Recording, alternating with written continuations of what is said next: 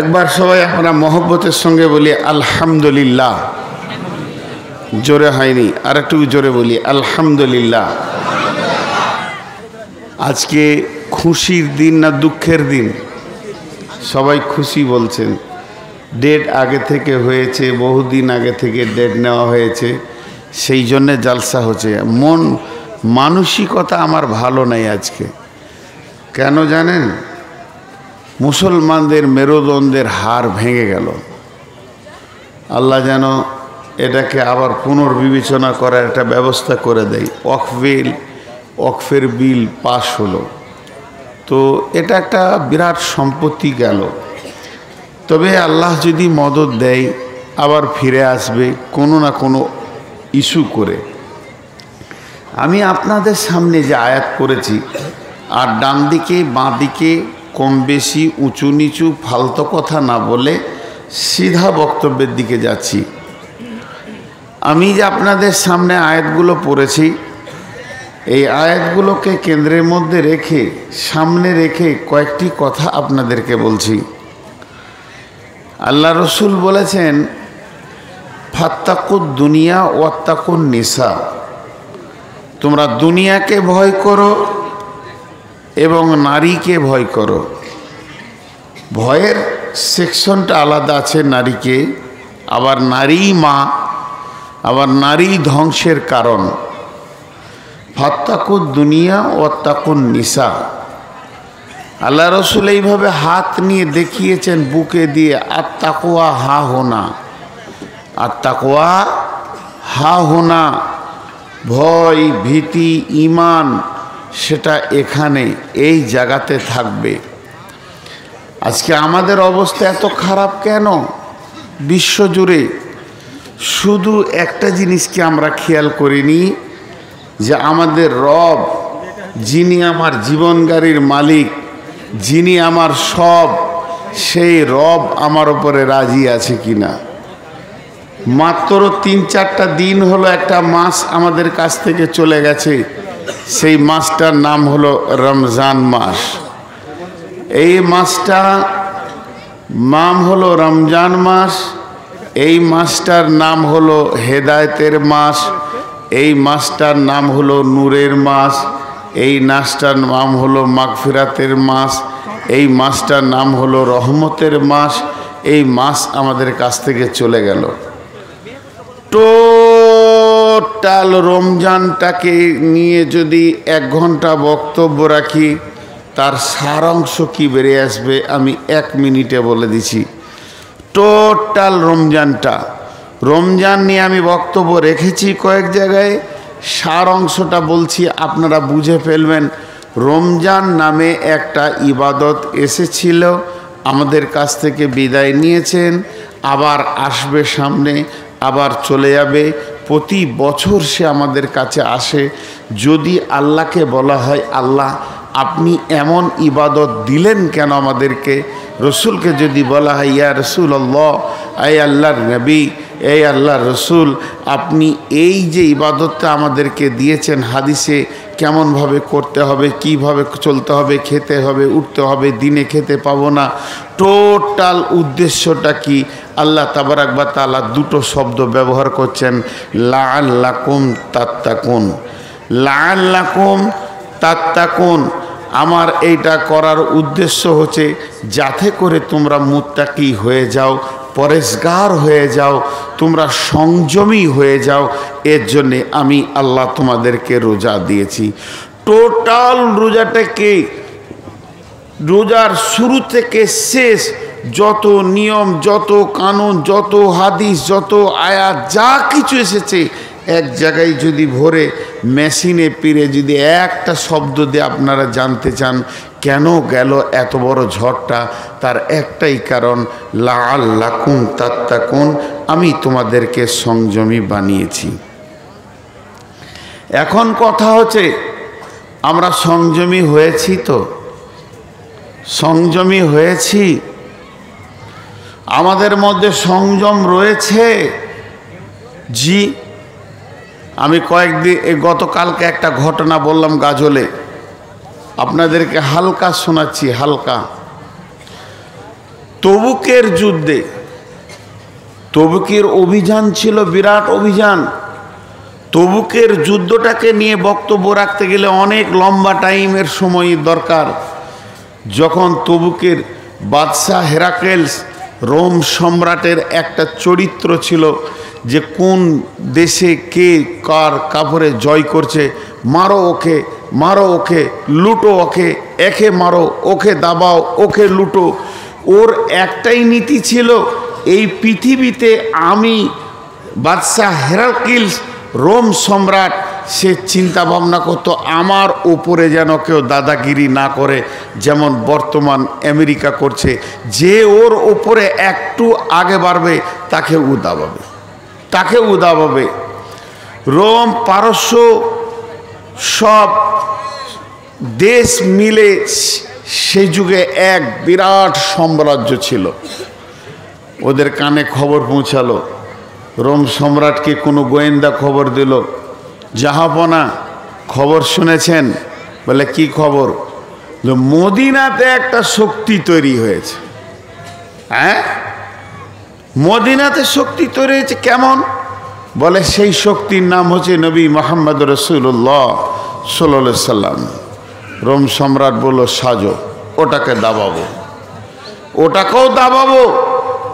পারস্যকে দাবিয়েছি, সিরিয়াকে দাবিয়েছি, শামকে দাবিয়েছি, লুটে নিয়ে আমার পায়ের তলায় ফেলেছি। রোম সাম্রাজ্য একটা বৃহত্তর এখন চলছে সাম্রাজ্য, আমি সেই সাম্রাজ্যের মালিক।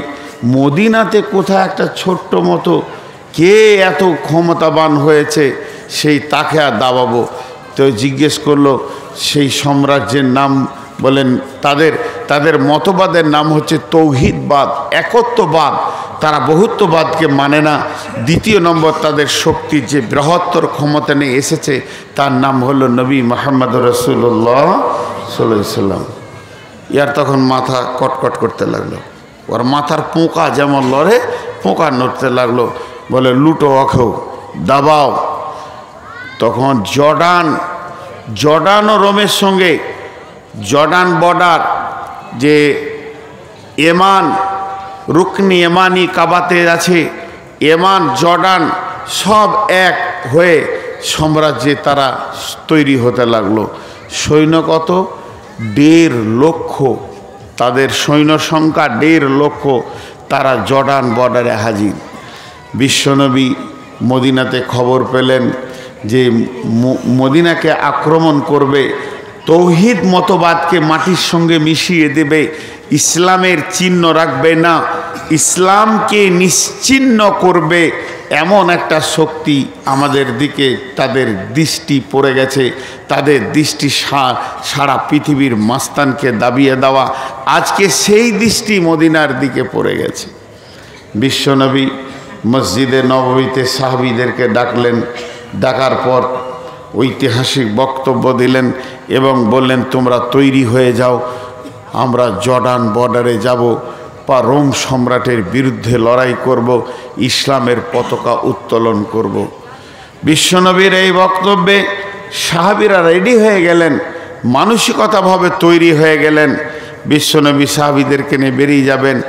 এমন সময় ওই দলের ভিতরে বেশ কিছু মুনাফিক একটা এমন গোষ্ঠী, কাফের মুশরিকের থেকেও খারাপ এই মুনাফিক গোষ্ঠী বলল তোমরা যেও না, অনেক দূর রাস্তা, অনেক গরম, আর মরুভূমির পাহাড়ি রাস্তা, প্রচণ্ড গরমে তোমরা কষ্ট পাবে।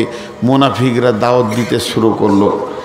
ঠিক একই টাইমে আল্লাহ তাবারাক ওয়া তাআলা আয়াত নাজিল করলেন, বিশ্বনবীকে বলে দিলেন হে নবী ওদেরকে শুনিয়ে দাও, এর থেকে জাহান্নামের আগুন আরো গরম, এর থেকে জাহান্নামের আগুন আরো গরম। তখন সাহাবীরা রেডি হয়ে গেলেন। কিছু মুনাফিক থেকে গেল।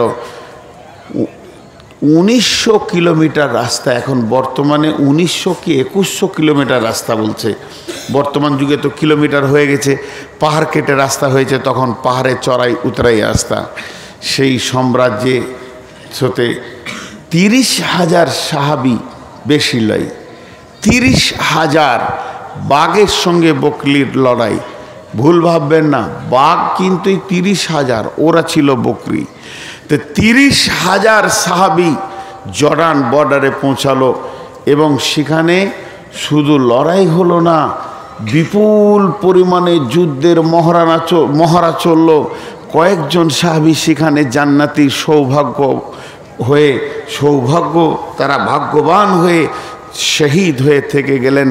বাকি ওখানে রোম সম্রাটের 1.5 লক্ষ বেঈমান, মুশরিক, মুনাফিক, কাফির বেঈমানদেরকে ময়দান ছাড়িয়ে রোমকে, জর্ডানকে আমাদের ইসলামী সৈন্যরা দখল করে রোম সাম্রাজ্যে গিয়ে, যেখানে রোম সম্রাট গদিতে সিংহাসনে বসত, সেই সিংহাসনে যেটা কুব্বা ছিল, গম্বুজ ছিল, ওই গম্বুজ থেকে আপনার কিনা আকর্ষি দিয়ে একটা লম্বা সোনার মুটুক তার মাথায় থাকতো।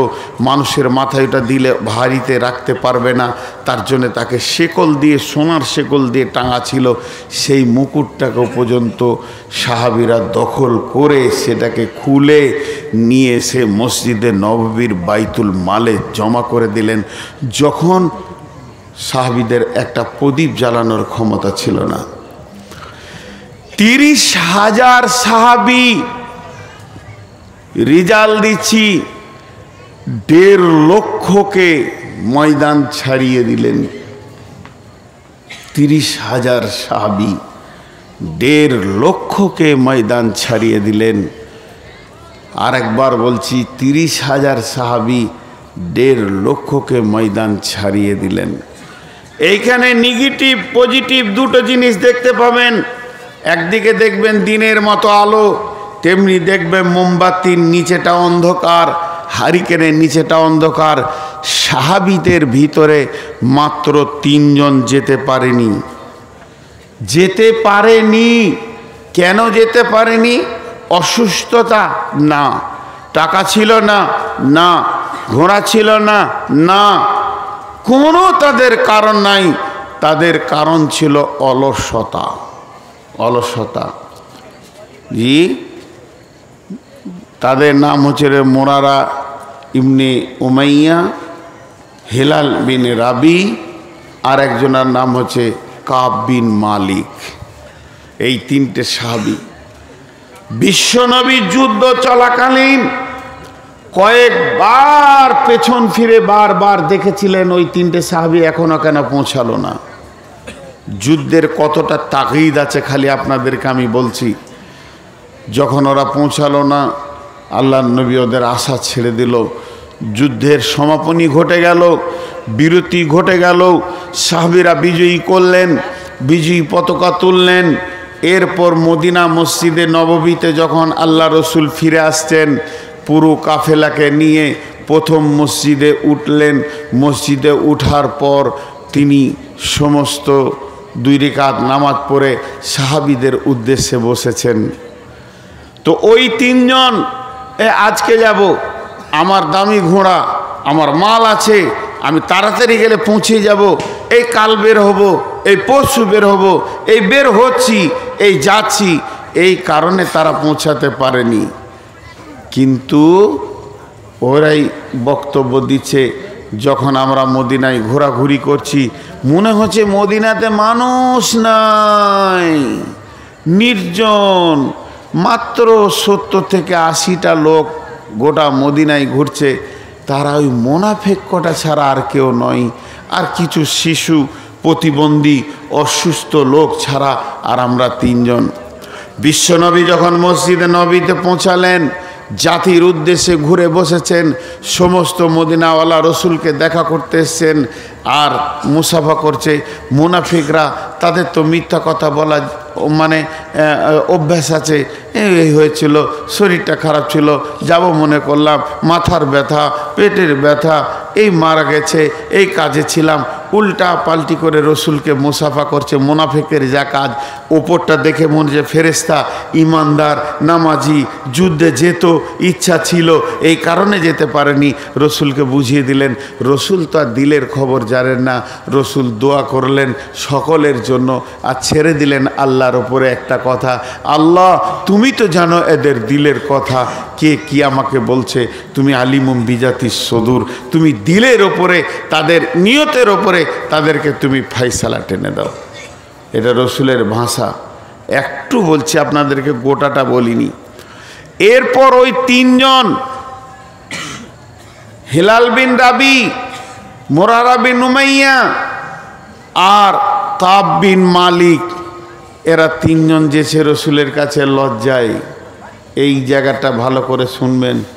একবার মনে মনে করছে, যাক রসুলকে দুটা মিথ্যা কথা একবার বলেলি যে আমাদের অসুখ হয়ে চলে যেতে পারিনি, আবার তওবা করে নিব, সুযোগ আছে।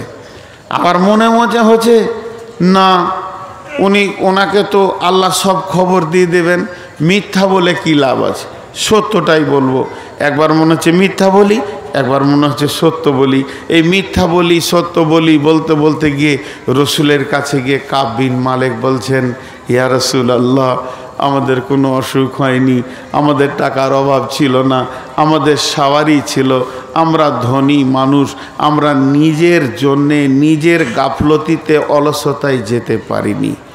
আল্লাহ রসুল বলে, যাও তোমরা আল্লাহর ফয়সালার অপেক্ষা করো। সুশাল বয়কট করে দিলেন ওদের তিনজনকে বয়কট করা হলো। কথা কেউ বলবে না, কেউ কথা বলে না, গায়ের লোক বলে না, পাড়ার লোক বলে না, প্রতিবেশী বলে না, মা আব্বা, সুশালভাবে তিনজনকে বয়কট করে দিলেন। কতদিন চলছে? 40 দিন চলছে। কাব বিন মালিক বলছে, আমি যখন মসজিদে গিয়ে নামাজ পড়ি তা টেढ़া চোখে দেখছি যে রসুল আমার দিকে তাকিয়ে আছেন, আর যখন আমি রসুলের দিকে তাকাই তখন মুখ ফিরে নিচ্ছে। তা আমার মনে হচ্ছে আমার এই জীবনে বেঁচে থেকে লাভ নাই, আমার এর থেকে মরে মাটির সঙ্গে মিশে যাওয়া অনেক ভালো ছিল, অনেক ভালো ছিল। তো বহু রকম চিন্তা করে করে আমার চাচাতো ভাইকে দেখছি, সে বাড়ির ছাদে আছে, একটা উঁচা জায়গায় রয়েছে। আমি রাগ করে তার পাঁচিল টপকে গিয়ে বললাম, কি হয়েছে, আমার সঙ্গে তুমি কথা বলো না কেন? তাতেও সে কোনো কথা বলল না। যখন 40 দিন অতিক্রম হয়ে গেল, 40 দিন পার হয়ে গেল, তখন একজন এসে আল্লাহ রসুলের তরফ থেকে খবর দিয়ে দিল যে তোমাদের স্ত্রীরাও তোমাদের থেকে আজ থেকে বয়কট। এমনকি স্ত্রী পর্যন্ত কথা বলতে পাবে না।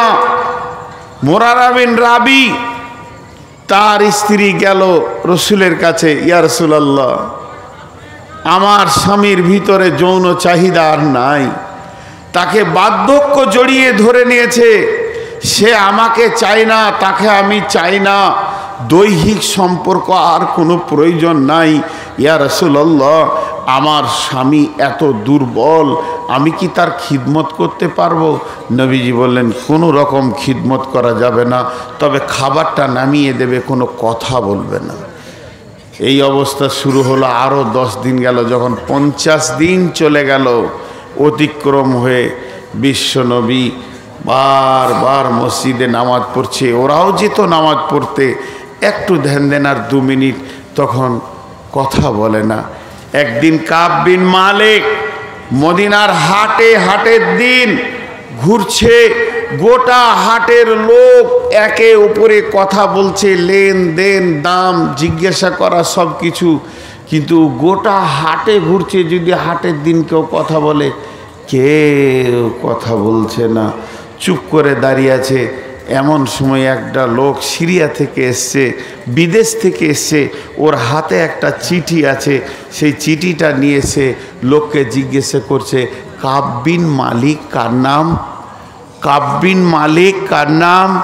ওই হাটে হাটে ও জিজ্ঞেস করে বেড়াচ্ছে। এরই মধ্যে একজন দেখিয়ে দিল, ওই যে জওয়ানটা দাঁড়িয়ে আছে দেখছো, উনি কাব বিন মালিক। ওর কাছে গেল, আপনি কাব বিন মালিক? বলে হ্যাঁ।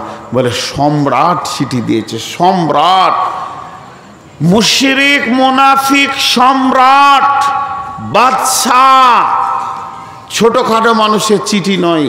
চিঠিতে কি লিখেছে জানেন?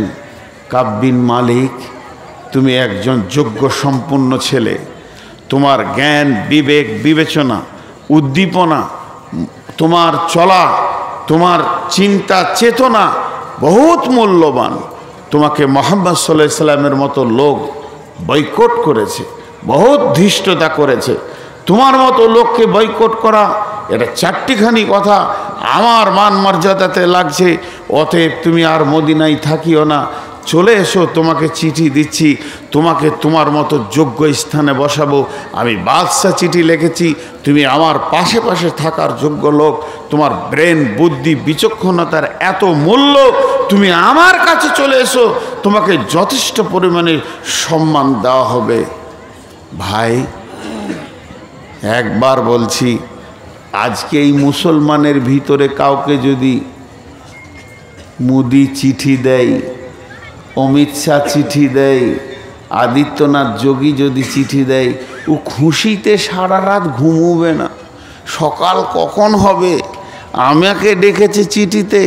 কিন্তু কাব বিন মালিক দুটা ইতিহাস এসছে, চিঠিটাকে ছিঁড়ে চুলোতে ভরে দিয়েছিল, আর একটা এসেছে ছিঁড়ে পায়ে করে নোংরে দিয়েছিল। চোখের পানিতে কাঁদছে আর বলছে, আল্লাহ, আমরা এত নিচে চলে গেছি, আমরা এত নিচে, আমি এত নোংরা, আমি এত খারাপ, আল্লাহ তোমার কাছে এত নিচে চলে গেলাম, আল্লাহ তুমি কি মাফ করবে না? এই আল্লাহ, আমরা এত নিচে, আমাদের মতো সিংহকে একটা সামান্য বকরিতে দাওয়াত দেয়, যারা আমাদেরকে দেখলে থর থর থর থর করে কাঁপবে। সেই রকম বেঈমান আমাকে চিঠি দিয়েছে, মানে আমার ঈমান কিছুই নেই, আমি একবার নিচে চলে গেছি। ঝরঝর করে কাঁদছে আর চিঠিটা ছিঁড়ে দিছে। তার ঈমানি চাহিদা কত, শুধু যুদ্ধে যায়নি, এর জন্য একটা সাজা চলছে। ঈমানি চাহিদাটা কত, সাহাবীটা কে ছিলেন?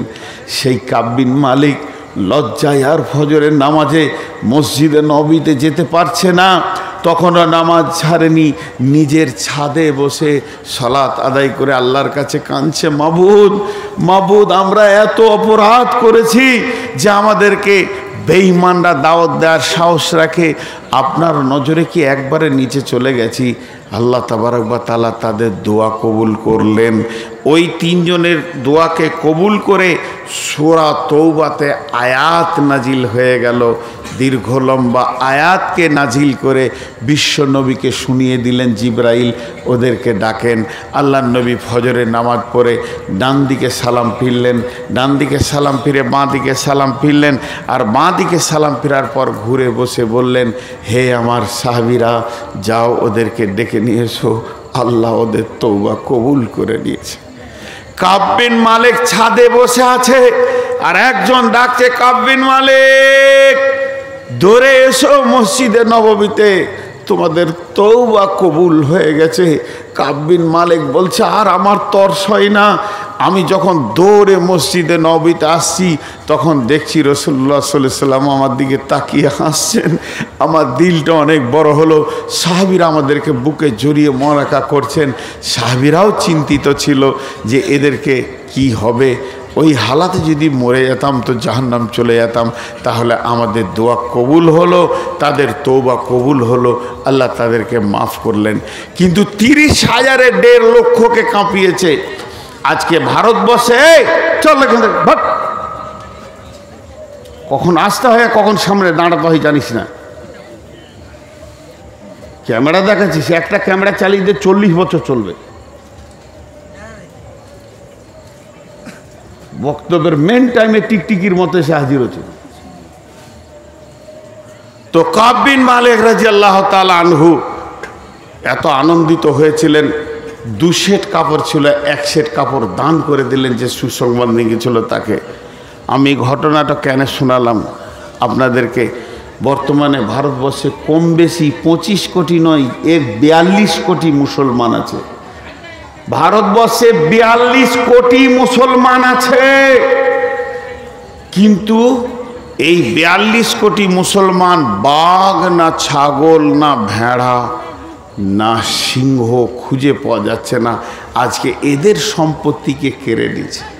আজকে ফেসবুক দেখছিলাম, এক সাধু বলছে 700 বছর আগে মুসলিমই ছিল না, ও ছিল ওর বাপ ছিল, মুসলিমই ছিল না 700 বছর আগে।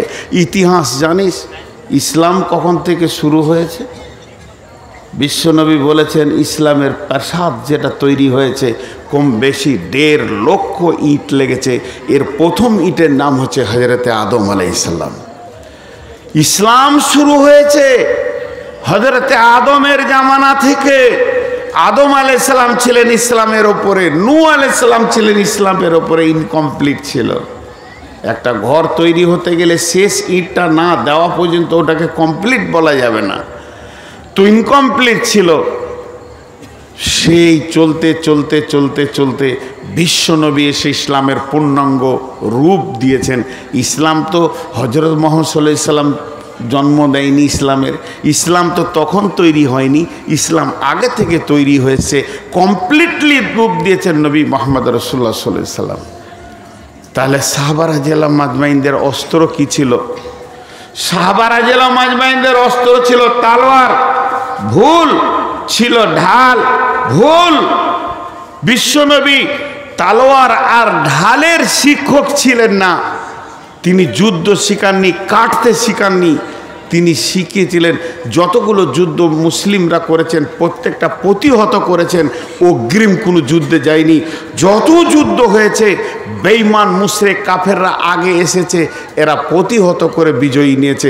একটা যুদ্ধ দেখাতে পারবেন না যে রাসূলুল্লাহ সাল্লাল্লাহু আলাইহি ওয়াসাল্লাম আগে গিয়ে যুদ্ধ করে উচ্ছৃঙ্খল তৈরি করেছিলেন, তিনি প্রতিহত তৈরি করেছিলেন।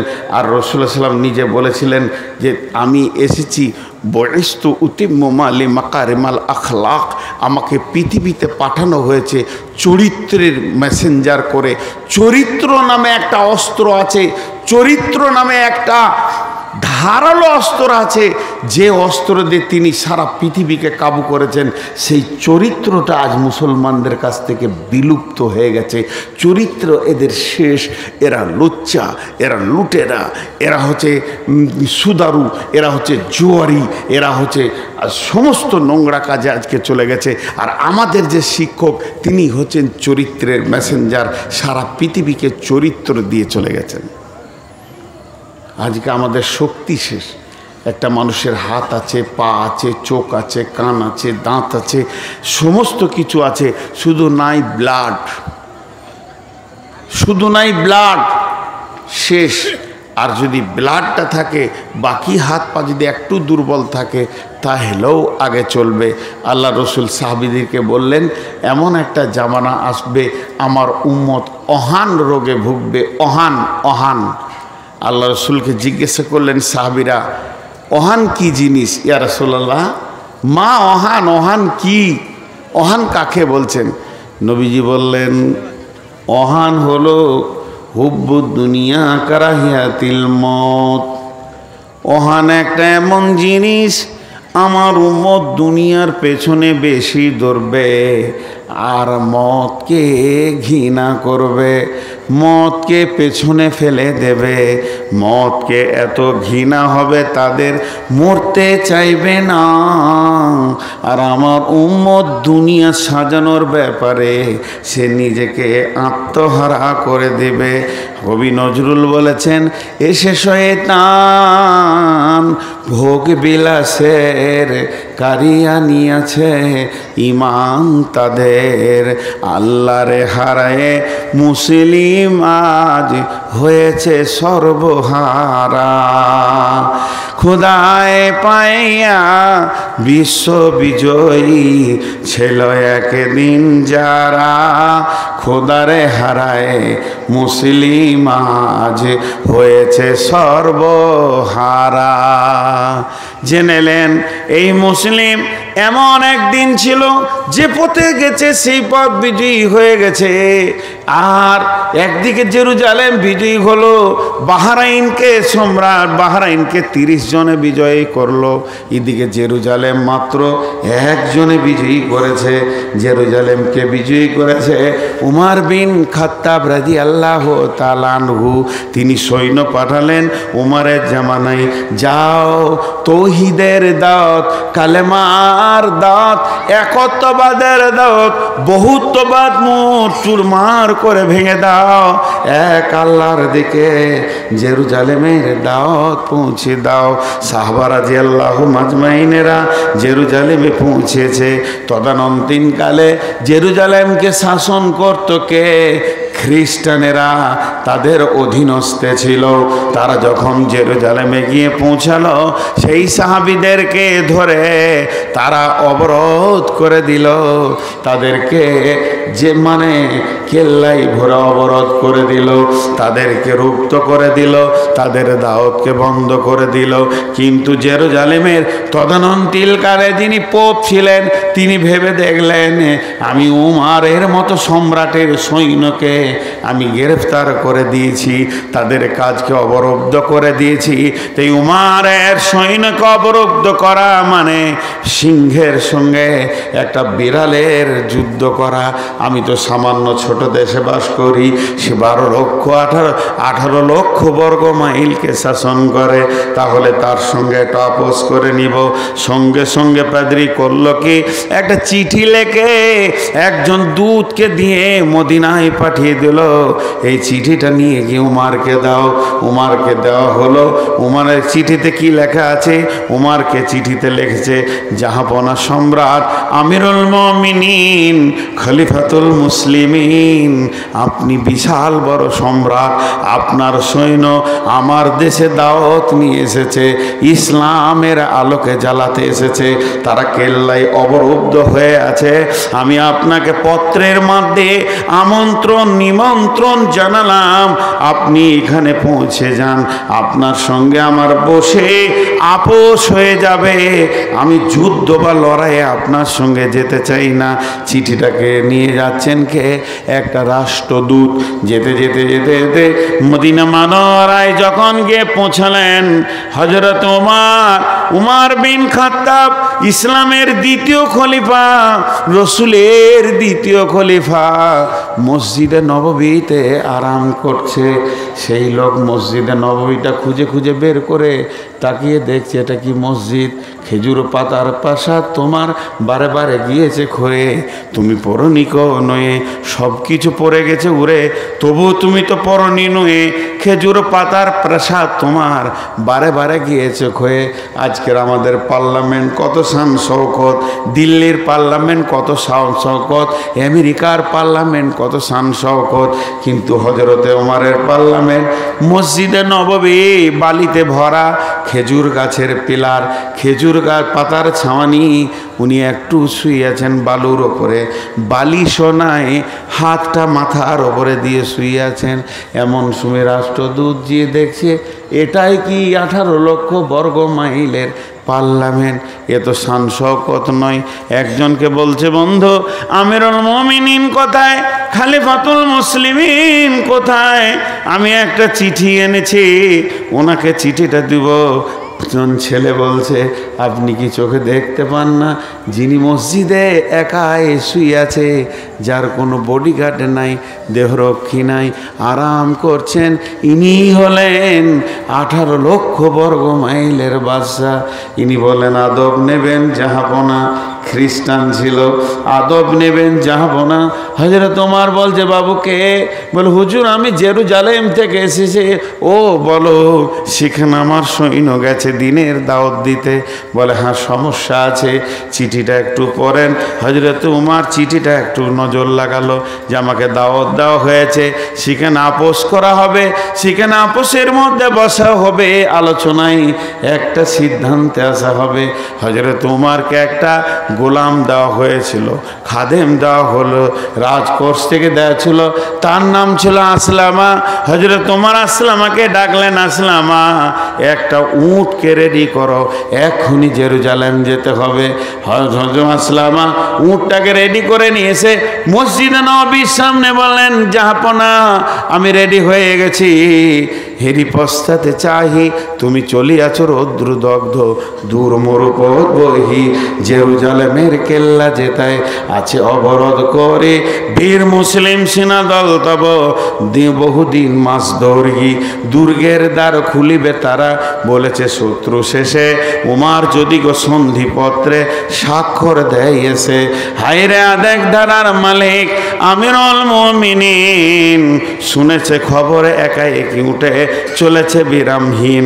সাহারা পাড়াইয়ে ঝুলিতে দুখানা শুকনো খুব জরুরি, একটি মশকে এতটুকু পানি, খুরমা 2-3 মুঠি। একটা সম্রাট যেছে, সাথে কেউ নাই, মানে একটা গোলাম, আর 2টো খুরমা, 2-3 মুঠি খুমরা আর পানি, এই নিয়ে সম্রাট বের হয়ে চলে গেছেন। মরুর ঊর্ধ্ব আকাশে সূর্য আগুন বৃষ্টি করে, সেই সে আগুন তাতে খৈসম ফুটে বালুকার মরু পরে। কিছু দূরে যেতে উঠ হতে নামি, কহিল গোলামের ভাই, পেরেশান বড় হইয়াছ চলিয়া। সম্রাট উঠ থেকে নেমে গেলেন, কিছু দূর যেতে উঠ হতে নামি, কহিল গোলামের ভাই, পেরেশান বড় হইয়াছ চলিয়া। এইবার আমি যাই, উঠের রশি ধরিয়া অগ্রে, উঠে বসো উঠে, তপ্ত বালুতে চলেছে চরণে, রক্ত উঠেছে ফুটে। ভিত্ত দস্ত ধরে চুমি হাত, তখন সেই গোলাম উমারের হাতটা ধরে চুমকে বলছে, এখন এ আদেশ করেন কেমনে আপনি, গোলাম রহিবে উটের পিঠে আরাম করিয়া বসি, আর হেঁটে যাবে খলিফা উমার ধরিয়া উটের রশি। খলিফা হাসিয়া বলে, দেখছে আমি না হাসলে উটে চাপতে পারবে না। খলিফা হাসিয়া বলে, তুমি জিতে গিয়ে বড় হতে চাও, ভাই রে এমনই চলে। রোজ কিয়ামতে আল্লাহ যেদিন বলিবে উমর ওরে, করিনি খলিফা মুসলিম জাহানের তরে, সুখ তরে তোরে। কি জবাব দিব, কি করিয়া মুখ দেখাবো রসুলের ভাই, আমি তোমাদের প্রতিনিধি মাত্র, মোর অধিকার নাই। আরামে সুখের মানুষ হইয়া মানুষের নিতে সেবা, ইসলাম বলে সকলে সমান, কে বড় ক্ষুদ্র কে বা। গোলাম চড়িল উটের পিঠে, জুমা উমার ধরিল রশি, মানুষে স্বর্গে তুলিয়া ধরিয়া ধুলাই নামিল শশী। পালাক্রমে চলছে চলতে চলতে চলতে এবার জর্ডান নদী এসে গেছে। নদীটা পার হয়ে গেলেই জেরুজালেমে চলে যাবে, বর্ডার পার হয়ে চলে যাবে। ওদিকে বর্ডারে সবাই শুনতে পেয়েছে আমিরুল মুমিনিন আসে, 18 লক্ষ বর্গ মাইলের বাদশা আসছে। সঙ্গে সঙ্গে কোম্পানি মেজর পাঠিয়ে দিয়েছে কয়েকজনকে, যাও তোমরা স্যালুট করবে, স্বাগতম জানাবে উমারকে, আমাদের দেশে আসার জন্যে আমরা ধন্য, এই স্বাগতমটা দিবে আর তোমরা স্যালুট জানাবে। সেই গোলাম চলতে চলতে চলতে চলতে যখন জর্ডান নদী পার হয়, এই ভাই এই ক্যামেরাটা বন্ধ করে দাও, তাতে যা হবে জাহান্নাম যাবে, তুমি বন্ধ করো, বন্ধ করো, বন্ধ করো। আর আমি একটা কথা বলবো না বন্ধ না করা পর্যন্ত। খুলে দাও, যাও তুমি ওগুলো পর্দা খুলে চলে যাও।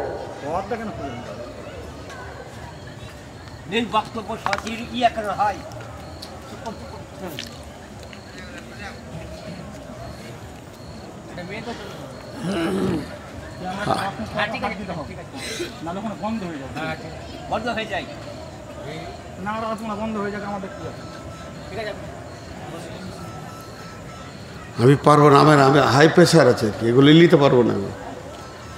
মন মোশনে ঠিক একটা বিষয়টা একটু শেষ হোক, আসবে মন মোশনে আসছে আর কি।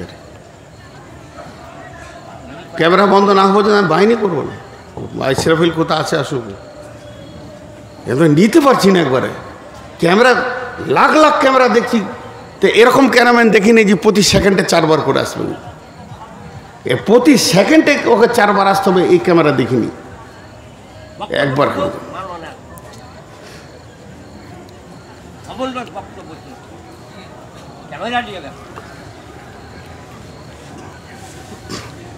আস্তাগফিরুল্লাহ আল্লাযী লা ইলাহা ইল্লা হুয়াল হাইয়ুল কাইয়্যুম। আস্তাগফিরুল্লাহ আল্লাযী লা ইলাহা আস্তাগফিরুল্লাহ। কত কষ্ট আপনাদেরকে আমি বোঝাতে পারবো না। এটা যে একটা মানুষের দিলকে ধারাবাহিকভাবে নিয়ে যাওয়া অনেক কষ্ট, অনেক অনেক অনেক কষ্ট। যাক আমি আর ওই দিক দিয়ে যাবো না, শর্টে ছেড়ে দিয়েছি। ঘটনাটা কি ঘটেছিল থেকে গেল। কি করে বলবো, ওকে আমি মানা করছি, তারপরে ও এসে কোন কোন ধরনের ক্যামেরা দিয়েছে যে এত ঘন ঘন আসবে, আর কোন সময় আসতে ওকে একটু ভাবতে হবে, তো সে ভাবছেও না। আমি সেই মোশনটা আর আনতে পারছি না, এর জন্য আমি ক্ষমা প্রার্থী। বিসমিল্লাহির রহমানির রহিম। লাইসাল বিররা আন তুওয়াল্লু উজুহাকুম কিবালাল মাশরিকি ওয়াল মাগরিবি ওয়ালাকিন্নাল বিররা মান আমানা বিল্লাহি ওয়াল ইয়াউমিল আখিরি ওয়াল মালাইকাতি ওয়াল কিতাবি ওয়ান নাবিয়িন ওয়া আতাল মালা আলা হুব্বিহি যাবিল কুরবা ওয়াল ইয়াতামা ওয়াল মাসাকিনা ওয়া ইবনাস সাবিলি ওয়াস সাইলিনা ওয়া ফির রিকাব ওয়া আকামাস সালাতা ওয়া আতাজ যাকাতা ওয়াল মুফুনা বিহাদিহিম ইযা হাদু ওয়াস সাবিরিনা ফিল বাসাই ওয়াদ যাররাই ওয়া হিনাল বাস উলাইকা আল্লাযীনা সাদাকু ওয়া উলাইকা হুমুল মুত্তাকুন। মুসলমানদের যেটা ব্লাড, যেটা রক্ত আল্লাহ রসুল দিয়ে গেছেন, আমরা রক্ততে মেডিসিন দিতে দিতে দিতে আমাদের রক্তগুলোকে পুঁজে পরিণত করে নিয়েছি। এর জন্য আমাদের রক্ত গরম হচ্ছে না, রক্ত বুঝছে না, আসছে না। কেন? আমি সেই কিছু ঘটনা আপনাদের সামনে দুটি ঘটনা তুলে ধরেছি। একটা শেষ করলাম তবুকের, আর এটা শুরু করেছি উমর বিন খাত্তাবের কথা। তা সেই ওরা পালাক্রমে চলছে, চলতে চলতে চলতে চলতে জর্ডান নদী যখন পার হবে, তো যে সৈন্যগুলো স্বাগতম দেওয়ার জন্য দাঁড়িয়ে আছে, সেই সৈন্যগুলো স্যালুট মেরেছে, স্যালুট মেরেছে। যে বলছে, আদব নেবেন জাহাপনা, আমাদের দেশে আসার জন্য আমরা খুব আনন্দিত, আপনার আশা আমাদের জন্য অনেক ধন্যবাদ, সুস্বাগতম। কিন্তু বন্ধু স্যালুট মেরেছে, স্যালুটটা মারবি মার, গোলামকে মেরে দিয়েছে আসলামাকে। কারণ আসলামার পালা পড়েছে, উপরে থাকবে ঘোড়ার লাগাম, উটের লাগাম ধরে হাঁটবে উমার। আসলামা উটের উপর থেকে ঝরঝর করে কেঁদে দুটি হাত জোর করে বলছে, বন্ধু আমাকে কেউ আমিরুল মুমিনিন বলবেন না, আমাকে কেউ খলিফাতুল মুসলিমিন বলবেন না, আমি ও নয়, আমার নাম আসলামা, আমি খলিফার গোলাম, যিনি উটে লাগাম ধরে হাঁটছেন, ওনার হুকুমে আমি ওপরে বসে আছি, নিচে যেতে পারছি না। ইনি হলেন আমিরুল মুমিনিন, খলিফাতুল মুসলিমিন। বর্ডারে যত সৈন্য ছিল ঝরঝর করে কাঁদলো। কোম্পানি মিলিটারি মেজর বুক খুলে কথা বলতে শুরু করলো, হুজুর যাবো না, বাদশাহ অনেক দেখেছি, রাজা দেখেছি, অনেক বড় বড় মানুষ দেখেছি, কিন্তু পূর্ণাঙ্গ মানুষ আমরা কোনো দিন দেখি নাই। আপনি পূর্ণাঙ্গ মানুষ, আপনি কত দামি মানুষ, গোলাম উটের পিঠে, আর আপনি লাগাম ধরে হাঁটছেন। একটা গোলাম আর একটা খলিফা পালাক্রম করে নিয়েছেন, এত বড় মানুষ আমরা জীবনে দেখিনি। এই বলতে বলতে গির্জাতে গিয়ে বসলেন। যে গির্জাতে খ্রিস্টানদের পূজা হয়, তারা ঈশা মাসিকে মারিয়ামকে আল্লাহ বলে ডাকে। গির্জা ঘরে বসে বসে অনেকক্ষণ কথা চলছে, তৌহিদের কথা চলছে, একত্ববাদের কথা চলছে। চলতে চলতে এমন সময় দেখছেন হযরতে উমর নামাজের ওয়াক্তে এসে গেছে। তখন ওই দেশের যে প্রধান ছিলেন, গির্জার যিনি পোপ ছিলেন, সব থেকে বড় পাদ্রীর কাছে হযরত উমরের মতো ব্যক্তি, ইনি একটা ছোট দেশের মালিক, ছোট দেশকে শাসন করে, আর 18 লক্ষ বর্গ মাইলের বাদশা। তিনি বলছেন, হুজুর আমাকে 2 মিনিট ছেড়ে দেন। বলে কেন? বলে আমি একটু গির্জার বাইরে গিয়ে, নামাজের টাইম হয়ে গেছে, কসর সুন্দর করে 2 রাকাত নামাজ পড়ি। তখন পাদ্রী বলে উঠল, আমাদের এই আঙ্গিনায় গির্জায় পড়িলে নামাজ হবে নাকি কবুল আল্লাহর দরগায়? তুমি যদি একবার আমাদের এই গির্জাতে নামাজটা পড়ে নাও, আল্লাহ কি কবুল করবে না? হযরত ওমর ছিলেন খুব দূরদর্শিতা বিচক্ষণ মানুষ। তিনি বলে ফেললেন, শোনেন বন্ধু, আগামী গির্জায় আমি নামাজ পড়ব, কিন্তু আমি আমার সৈন্যকে কন্ট্রোল করতে পারবো না।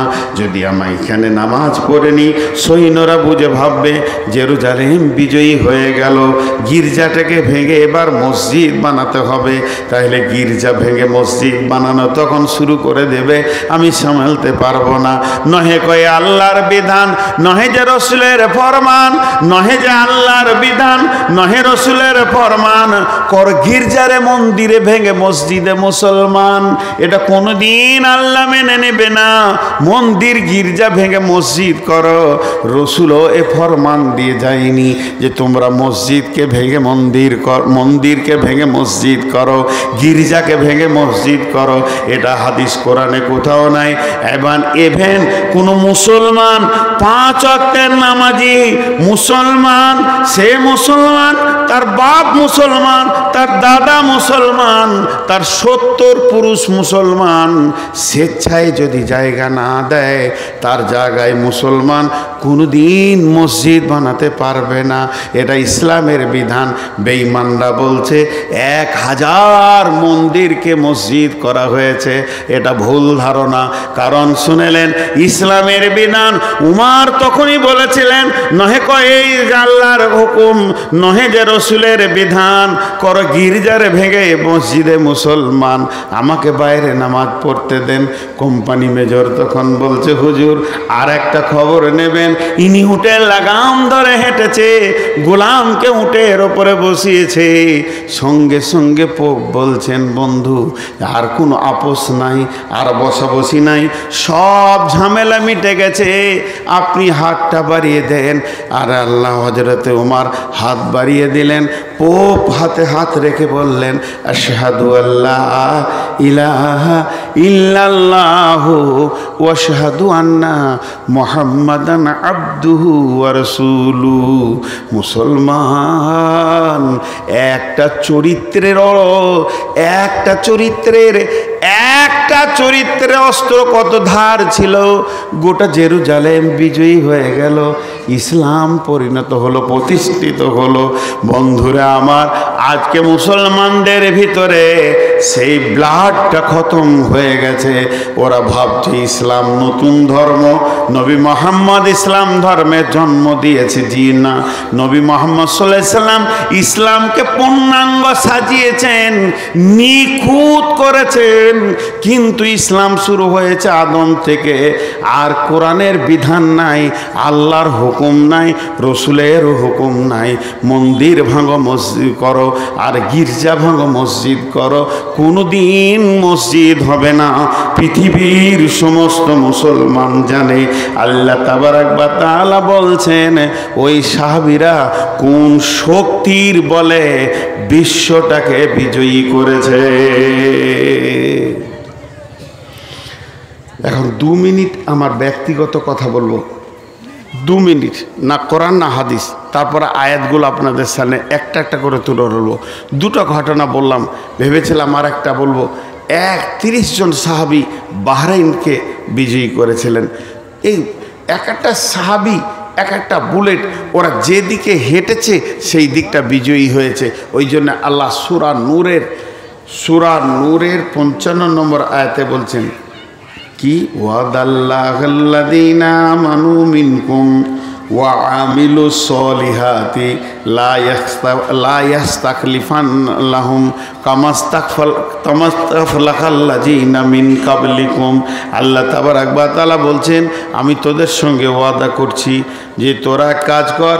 ওয়াদাল্লাহুল্লাযীনা আমানু মিনকুম ওয়া আমিলুস সলিহাতি, তোরা আমার সঙ্গে ভালো আমল কর, সৎ আমল কর, তোরা 100% আমার কাছে ঈমান আন।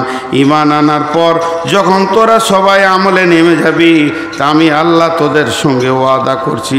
কিসের ওয়াদা শুনেলেন? আল্লাহ তাবারাক ওয়া তাআলা বলছেন কি বলছেন? ওয়াদাল্লাহুল্লাযীনা আমানু মিনকুম ওয়া আমিলুস সলিহাতি লা ইস্তাখলিফান্নাহুম ফিল আরদি কামাস্তাখলাফাল্লাযীনা মিন ক্বাবলিকুম। শুনেলে এ বিশ্ব মুসলমান, 2025 সালের জন্য এটা আয়াত। হে ভারতবর্ষের মুসলমান, পশ্চিমবঙ্গের মুসলমান, ওয়াদাটা আমার ওয়াদা নয়, নূর মোহাম্মদের ওয়াদার মুখে লাত মেরে দেন, ওকে ঝাঁটা মেরে দেন, ওর মুখে সরিয়ে দেন। ওয়াদাটা কোনো মূল্য নাই। আমি ওয়াদা করলে আর একটা জিনিসের দরকার হবে, আল্লাহর তৌফিকের দরকার হবে। আল্লাহ তৌফিক দিলে আমি ওয়াদা পুরো করতে পারবো, আর আল্লাহ যদি তৌফিক না দেয় আমি ওয়াদা পূরণ করতে পারবো না। পৃথিবীর যত মানুষ আছে ওয়াদা করবে, পেছনে ওদেরকে তৌফিক নামে একটা বস্তু লাগবে। যদি না দেয় ওই তৌফিকটা আল্লাহ ওয়াদা পূরণ করতে পারবে না। কিন্তু আপনারা একবার মুখটা খুলেন, আল্লাহর হস্তে মুখ খুলে বলেন, আল্লাহ যদি ওয়াদা করে, আল্লাহকে কি তৌফিকের প্রয়োজন আছে নাকি? আল্লাহ যদি ওয়াদা করে তৌফিকের প্রয়োজন আছে? নাই। আল্লাহর ওয়াদা সত্য, আল্লাহর ওয়াদা সত্য, আল্লাহর ওয়াদা সত্য। ওয়াদাল্লাহি হক, ওয়াদাল্লাহি হক। সেই আল্লাহ বলছেন, কি বলছেন? বিসমিল্লাহির রহমানির রহিম, ওয়াদাল্লাহুল্লাযীনা আমানু মিনকুম। আজকের এই মাহফিলের লক্ষ্যটাকে বলছি। আল্লাহ এখনই বলছেন, ধরেন, আমি তোদের সঙ্গে ওয়াদা করছি। ওয়াদাল্লাহুল্লাযীনা আমানু মিনকুম, এ ইমানদারের দল, আমি তোদের সঙ্গে ওয়াদা করছি। কি ওয়াদা করছেন আল্লাহ? আল্লাহ ওয়াদাটা কি করছেন? আর আমানু আমিলুস সলিহাতি লা ইস্তাখলিফান্নাহুম ফিল আরদি। আমি তোদের সঙ্গে ওয়াদা করছি, দুটি কাজ তোরা কর। এক নম্বর হচ্ছে 100% ঈমান আন, আর আমার আমলের ময়দানে 100% ঢুকে যা। এক নম্বর ওয়াদা, তোরা ঈমান আনবি, আমলের মধ্যে ঢুকে যাবি। কি দিব এর পরিবর্তে? শুনে দে, লা ইস্তাখলিফান্নাহুম ফিল আরদি, পৃথিবীটা পরিবর্তন করে দেব, পৃথিবীর শাসনটা পরিবর্তন করে দেব। তোদের বিরুদ্ধে চলছে এখন, তোদের পক্ষ হয়ে যাবে। এক রাতে করে দেব, 1 সেকেন্ডে করে দেব। কেমন করে দিব? কামাস্তাখলাফাল্লাযীনা মিন ক্বাবলিকুম, যেমন তোদের পূর্বপুরুষের সঙ্গে আমি করেছি। পূর্বপুরুষ বলতে সাহাবা, পূর্বপুরুষ বলতে সাহাবা। আল্লাহ তাবারাক ওয়া তাআলা বলছে, তোদের পূর্বপুরুষদেরকে যেমন আমি শাসন ক্ষমতা তাদের হাতে তুলে দিয়েছিলাম, যেদিকে হেঁটেছে, পূব দিকে হেঁটেছে, শাসন করতে করতে চলে গেছে, উত্তর দিকে হেঁটেছে, শাসন করতে করতে চলে গেছে, দক্ষিণ দিকে হেঁটেছে, শাসন করতে করতে চলে গেছে, পশ্চিম দিকে হেঁটেছে, শাসন করতে করতে চলেছে। তারা শাসিত হয়নি, বরং বিশ্বকে তারা শাসন করেছে। কেন করেছে? এই ক্ষমতাটা আমি আল্লাহ দিয়েছিলাম। জি, এই ক্ষমতাটা আমি আল্লাহ দিয়েছিলাম তাদেরকে। কিন্তু তোদের ব্লাড শূন্য হয়ে গেছে, তোরা পারবি কি করে? যেমন রক্তে সুগার, আমার যেমন সুগার ঢুকে গেলে মানুষকে দুর্বল করে দেয়, ক্ষমতাচ্যুত করে দেয়, শক্তি কমে দেয়, মাথা ঘুরে নানা রকম হয়, অল্পে রাগ হবে, টেনশন হবে, বেশি কথা শুনতে পারবে না, লম্বা ফোন রিসিভ করতে পারি না। এগুলো কেন? সুগারের একটা বড় কারণ আছে, যে কারণটা এই অবস্থাটা ঘটাবে। জি, আপনাদেরকে বিরক্ত লাগছে নাকি? সকলে একবার বলেন সুবহানাল্লাহ, আলহামদুলিল্লাহ, ওয়ালা ইলাহা ইল্লাল্লাহু, আল্লাহু আকবার, নারে তাকবীর। মুসলমান আজও জিন্দা আছে। খালি আমরা একটু রিপেয়ার করি। ওয়াকফ বিল পাস করে নিল, সব চলে গেল, মুসলমানদের সব হারিয়ে গেল। মেরুদণ্ডের যে হাড় আছে, এই হাড়ে ঘুণ ধরে গেল, কিন্তু মেডিসিন আছে, এর মেডিসিন আছে। মেডিসিনকে কাজে লাগালে সব রিপেয়ার হয়ে যাবে। এর মেডিসিন হচ্ছে তাকওয়া। আল্লাহর ভয়। আল্লাহ তো হারায়নি, আল্লাহকে আপন করেন, আল্লাহ কাছে আসুক, আল্লাহ আপনার কাছে পৌঁছাক। জি, মুনাফিকরা যে কষ্ট দিয়েছে, আজকে ধরেন মাদ্রাসা, একটা মাদ্রাসা করতে গেলে এই যে মাদ্রাসা বানাত মাসে ইসরাফিল ভাই, আমার অনেক দিনের সম্পর্ক ওনার সঙ্গে, যেখানে জেন্টস মাদ্রাসায় যখন আসতাম তখন থেকে ওনার সাথে আমার একটা সম্পর্ক, আর আমি ওনাকে ভালো বলেই জানি। তো যতদিন আসা যাওয়া করেছি ওনাকে আমি ভালো মানুষ পেয়েছি। কিন্তু দেখেন একটা মাদ্রাসা বানাতে গেলে উনি ভাবছেন হয়তো সারা এলাকাওয়ালা আমাকে সাথ দিয়ে দেবে, আমার বিরোধিতা কেউ করবে না। এটা নয়, স্বয়ং রাসূলুল্লাহ সাল্লাল্লাহু আলাইহি সাল্লাম জিহাদের ময়দানে বেরিয়েছে তবুকে, মুনাফিক তার পেছনে বিরোধিতা করেছে। রাসূলুল্লাহ সাল্লাল্লাহু আলাইহি সাল্লাম উহুদের প্রান্তে যাচ্ছে, আপনারা এই আমার বায়ানটা ইউটিউবে পেয়ে থাকবেন। আমি যখন হাজিদেরকে নিয়ে যাচ্ছিলাম উহুদের দিকে নিয়ে, উহুদ দেখালাম, উহুদের প্রান্ত দেখালাম, উহুদের যুদ্ধের কথাগুলো বললাম, সেখানে 70 জন সাহাবী শুয়ে আছেন সে ব্যাপারে কথা বললাম। তখন উহুদের প্রান্তে নিয়ে যাচ্ছে, উহুদের প্রান্ত, উহুদ তো বেশি দূর নয়, মদিনা মসজিদের নববী থেকে 3 থেকে 4 কিলোমিটার দূরে উহুদ। এইটুকু রাস্তা যেতে যেতে মুনাফিকরা ওই দলের ভিতরে বলছে পেছিয়ে ওদিকে যাবি না। কেন যাবি না? কেন যাবি না? কে তোমাকে আটকিয়েছে যেতে? অতএব উহুদের প্রান্ত তাদেরকে পেছন ধরে টেনেছে, যেতে দেয়নি। একটা গোষ্ঠী থাকবে। এবার আমি যে আয়াত করেছি আয়াতের দিকে যান।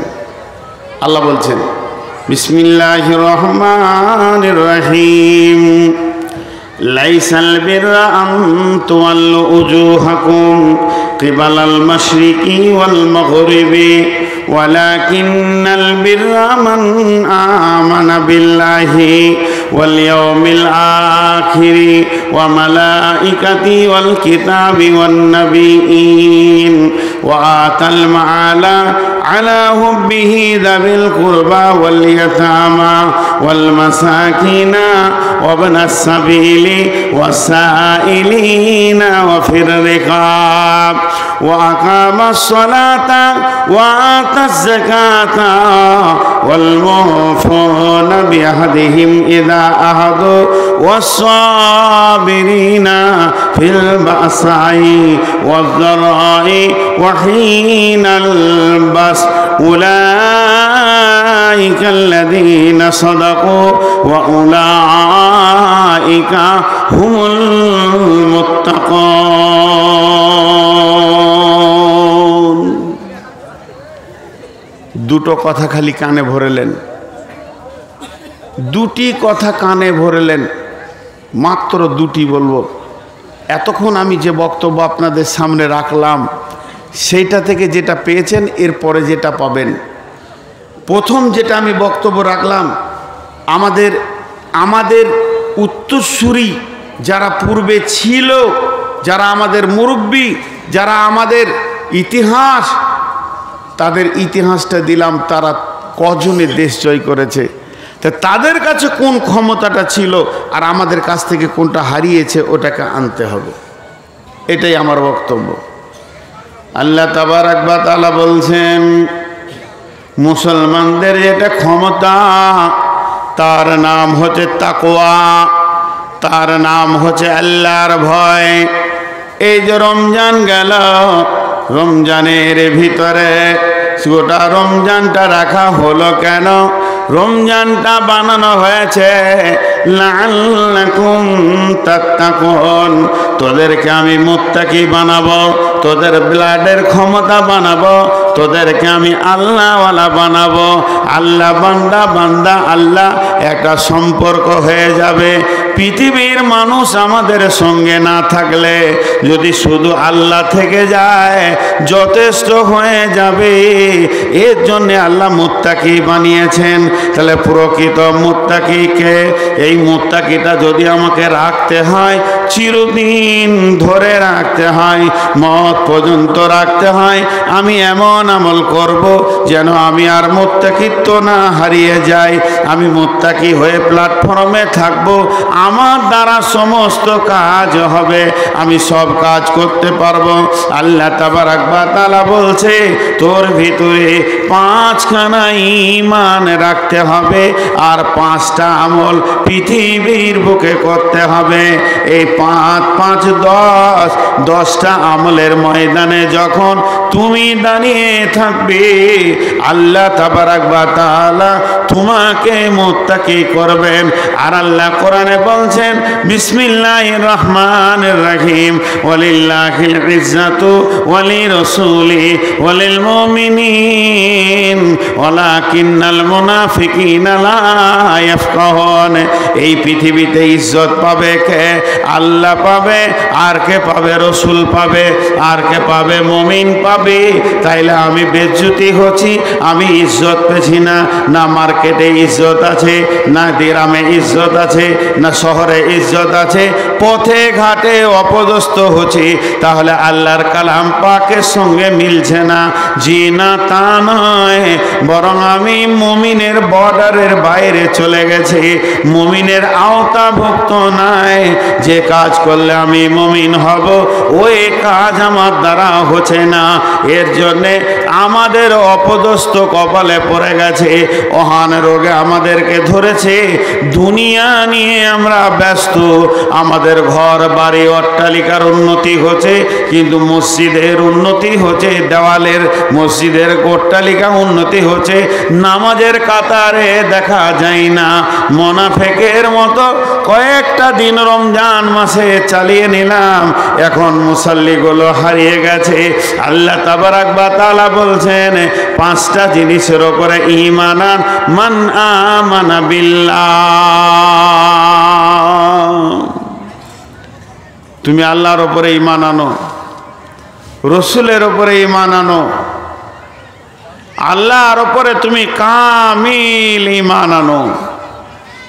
আল্লাহর উপরে ঈমান, রসুলের উপরে ঈমান। আমাকে রসুলের মতো রঙে সাজতে হবে, রসুলকে জিন্দেগির আইডিয়াল বানাতে হবে, আদর্শে রসুলে চলতে হবে।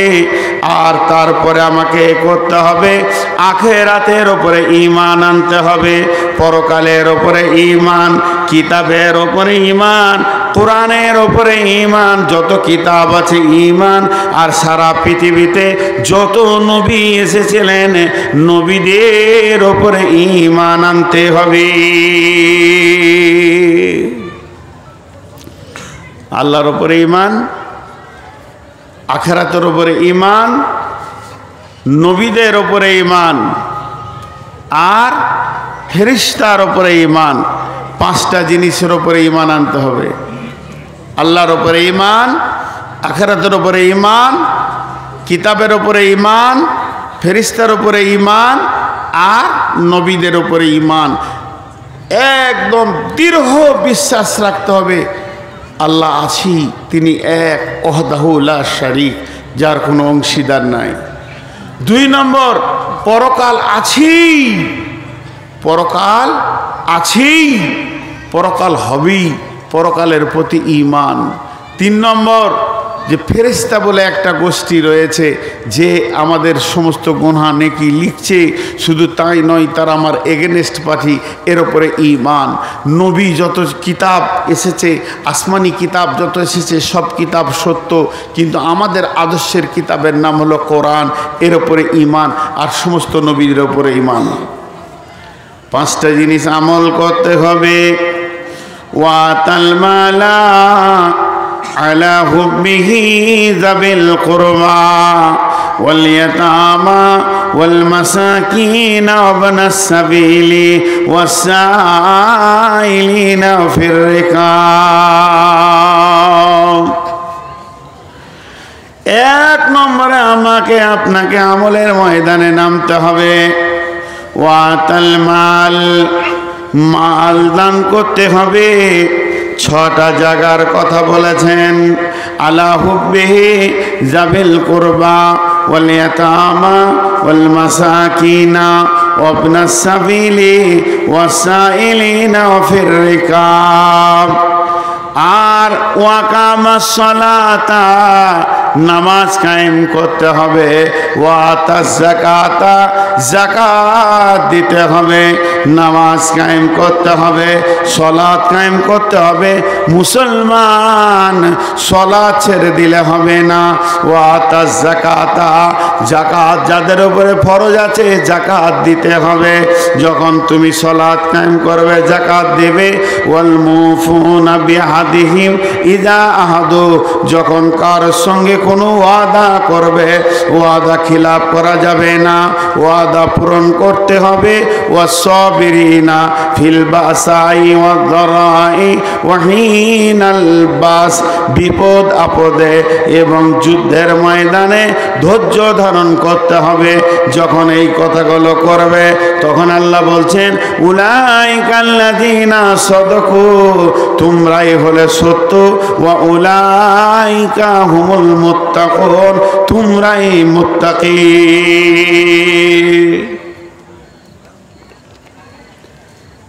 একদিন গোটা কোরআনে দেখেন কোথাও আল্লাহ বলে নাই মেলায় আমল করো, বেশি আমল করো।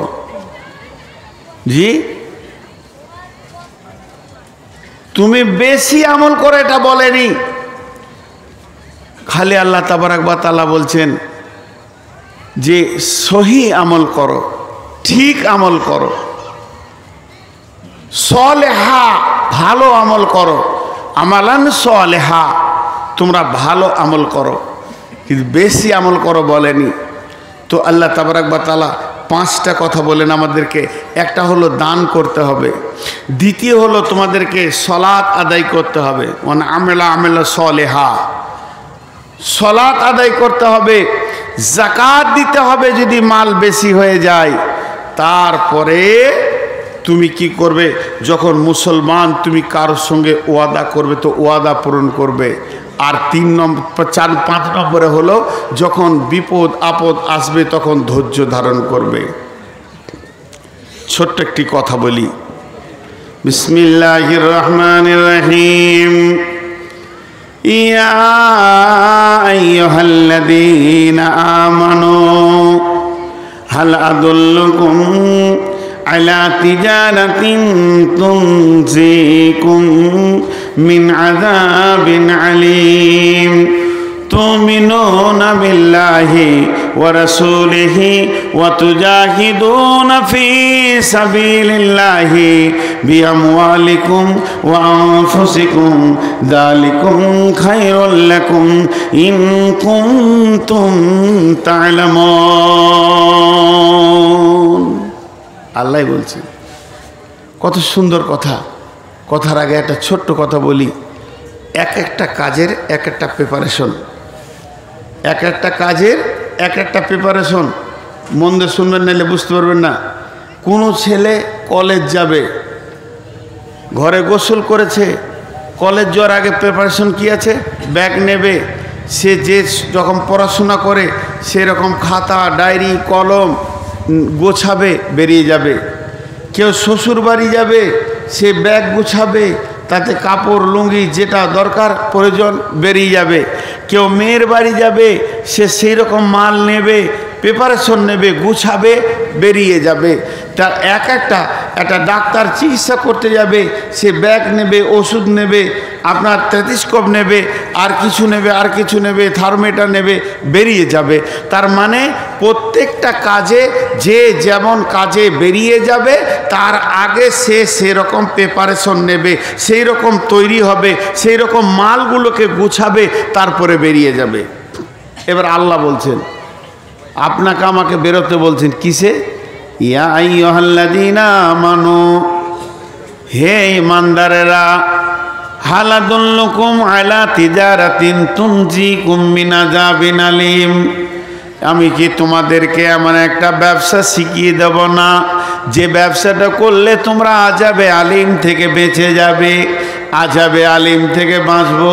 আযাব থেকে বাঁচার জন্য আল্লাহ নিজে বলছেন এমন একটা ব্যবসা করো যে ব্যবসাতে তুমি আযাব থেকে বাঁচবে। সেটা কি মরার পর আযাব। আযাবিন আলিমের দুটি ভাগ, মরার পরও আযাব, জাহান্নামের আযাব, কবরের আযাব, পুলসিরাতে আযাব, কিয়ামতের আযাব থেকে বেঁচে যাবে। আর মরার আগে আযাব রয়েছে, ছেলে বাপকে মারবে, আর ঘর সংসার ঝামেলা চলবে, আর আপনার অভাব অনটন চলবে, নানা রকম আযাব রয়েছে। অন্য জাতিরা মুসলমানদেরকে ধরবে, কাটবে, এও আযাব চলছে। মানসিক অশান্তি চলছে, এ আযাব চলছে। টাকা পয়সার অভাব অনটন, এটা হলো পার্থিব জীবের আযাব। সব থেকে বড় আযাব হচ্ছে মুসলমানদের মনের বিরুদ্ধে দেশের আমির বানিয়ে দেবে, এইগুলো হলো আযাব। তাহলে পৃথিবীর আযাব থেকে যদি তুমি বাঁচতে চাও, কবরের আযাব থেকে যদি তুমি বাঁচতে চাও, আল্লাহ নিজে রাস্তা বলে দিচ্ছেন। আমি কি তোমাদেরকে এমন একটা ব্যবসা শিখিয়ে দেব না, এমন একটা কৌশল শিখিয়ে দেব না, যে কৌশলটা করলে পরে আযাবে আলিম থেকে বেঁচে যাবে। তাতে পৃথিবী হোক, তাতে আখিরাত হোক, তাতে কবর হোক, তাতে হাসর হোক, পুলসিরাত হোক, সব জায়গায় তুমি বেঁচে যাবে। আল্লাহ প্রথমেই বলতেন তুমিনুনা বিল্লাহি ওয়া রাসূলিহি ওয়া তুজাহিদুনা ফি সাবিলিল্লাহ। যখন তুমি বেরিয়ে যাবে আল্লাহর রাস্তায় কোনো কাজ করার জন্যে, জাদ্দোজিহাদ করার জন্যে, তুমি দ্বীনকে প্রতিষ্ঠিত করার জন্য বেরিয়ে যাবে, তার আগে দুটি প্রিপারেশন তোমাকে নিতে হবে। তোমার ব্যাগে, তোমার দেহে, তোমার মনের অ্যালবামে দুইটি জিনিসকে তুমি ভরে নেবে। তাহলে তুমি জিহাদের ময়দানে বিপদে পড়বে না। ওই জায়গায় তোমার বিপদ হবে না, না দুনিয়াতে হবে না আখিরাতে হবে। তুমিনুনা বিল্লাহি, আল্লাহকে সম্পূর্ণ তুমি সঙ্গে নাও। আল্লাহকে সাথে না নিয়ে তুমি ময়দানে যেও না, কাজের ময়দানে যেও না, জিহাদের ময়দানে যেও না। আল্লাহকে না নিয়ে খবরদার তুমি যাবে না, বিপদে পড়বে, ফেরে পড়বে। তোমার সঙ্গে আল্লাহ নাই, তুমি কামিয়াব হতে পারবে না। তুমিনুনা বিল্লাহি ওয়া রাসূলিহি, রসুলকে সঙ্গে করে নাও। তার মানে রসুল তো নাই, তিনি তো চলে গেছেন, কেমন করে সঙ্গে করে নেব? পরিপূর্ণ রসুলের সুন্নতকে তোমাকে আগে জমাতে হবে। মনে করেন জিহাদ মানে তালোয়ার, তা নয়। জিহাদ মানে বিধর্মীকে কাটো, এটাও নয়। শরীয়ত এটা বলেনি। জিহাদ মানে হচ্ছে প্রচেষ্টা। তাহলে তোমাকে আল্লাহকে, রসুলকে সঙ্গে নিতে হবে। তারপরে তুমি যে জিনিসটার প্রচেষ্টা করবে, ওই ময়দানে নেমে যাও। ওয়াজাহিদুনা ফি সাবিলিল্লাহি বিআমওয়ালিকুম ওয়া আনফুসিকুম যালিকুম খায়রুল লাকুম ইন কুনতুম তা'লামুন।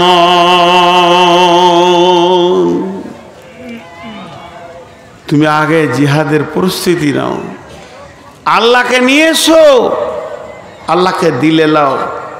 যারা আল্লাহ সাথে নাই সে তো শেষ, যারা আল্লাহ নাই সাথে সে তো শেষ। জি ভাই, আল্লাহ যদি সঙ্গে থাকে তুমি কামিয়াব হবে।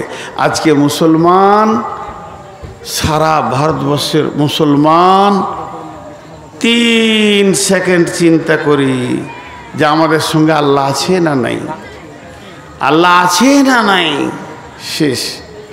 এখানে কেউ বুকে হাত দিয়ে 100তে 100 বলতে পারবো না যে আমার আচরণ, আমার আমল, আমার চলাফেরা, আমার ওয়াদা, আমার ভাষা, আমার লেনদেনে আমার উপরে আমার আল্লাহ রাজি আছে, বলতে পারবো না।